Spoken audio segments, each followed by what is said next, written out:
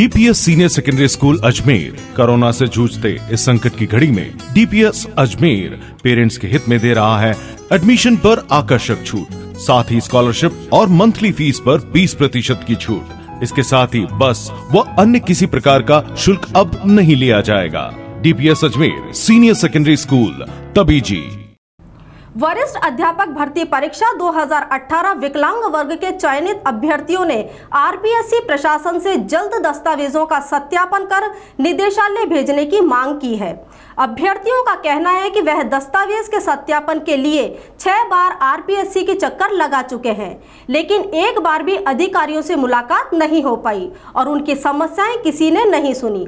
जबकि इस कोरोना काल में सभी अलग अलग जिलों से विभिन्न समस्याओं को दूर कर यहां पहुंचते हैं, लेकिन इस पर आरपीएससी प्रशासन ध्यान नहीं दे रहा। अभ्यर्थियों ने बताया कि वरिष्ठ अध्यापक भर्ती परीक्षा 2018 की विभिन्न वर्गों की 6 से 7 लिस्ट जारी कर दी गई, लेकिन विकलांग होने के बावजूद भी उन्हें प्राथमिकता नहीं दी जा रही, जिसके कारण वह मानसिक रूप से परेशान हैं और आर्थिक स्थिति भी खराब हो रही है।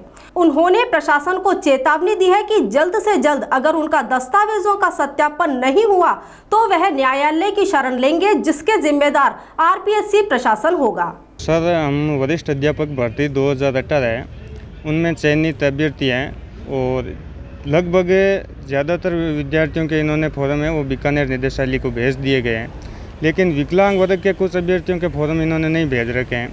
हमने सारी कमी अपनी है वो पूर्ति करवा दी और लगभग जब भी आते हैं ये कहते हैं आपके 1-2 दिन में भेज दी जाएंगे, 1-2 दिन में भेज दी जाएंगे। अभी तक 7-8 लिस्ट आ चुकी है और वैसे एक सर्विसमैन का जो स्टे था ये बीच में स्टे को बढ़ा रहे थे, वो स्टे भी हट गया है और उनका काम चालू हो गया है।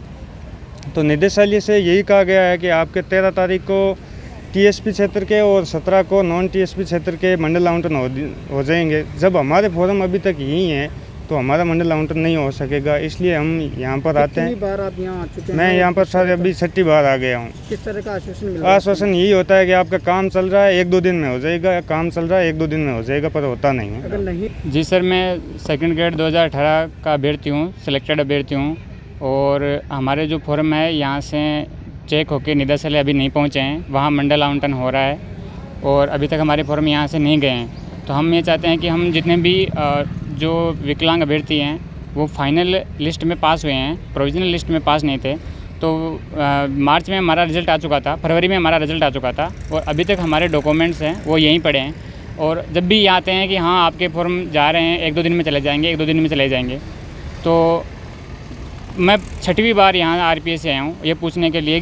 6 बार 7 बार लिस्ट जा चुकी है यहाँ से, तो हर बार अगर मंडल आवंटन हो गया और काउंसलिंग हो गई तो हम लोगों का जो अधिकार है काउंसलिंग में प्रथम का वो हमें नहीं मिल पाएगा, हमें नुकसान होगा इसका।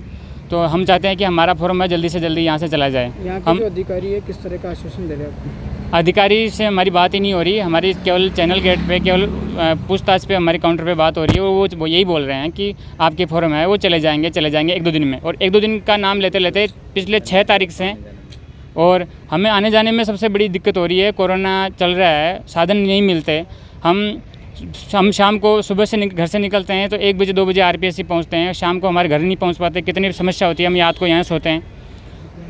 हमारे मतलब आर्थिक रूप से भी हम बहुत थक चुके हैं, मानसिक रूप से थक चुके हैं।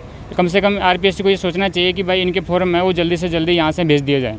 चलने वगैरह में प्रॉब्लम होती होगी? हाँ, पैरों में चलने से प्रॉब्लम होती है। मैं विकलांग अभ्यर्थी हूँ और मेरे साथ में 4 और खड़े हैं वो विकलांग अभ्यर्थी हैं, तो सबके सामने समस्या है। लेकिन कम से कम ये हमारे फॉर्म आरपीएससी अब निदेशालय भेज दे, इसीलिए हम ये दुआ कर रहे हैं। अगर आपकी ये सुनवाई नहीं करते तो किस तरह से आपका? अगर सुनवाई नहीं करते तो फिर काउंसलिंग को रोकने के लिए हम कोर्ट का सहारा ले सकते हैं।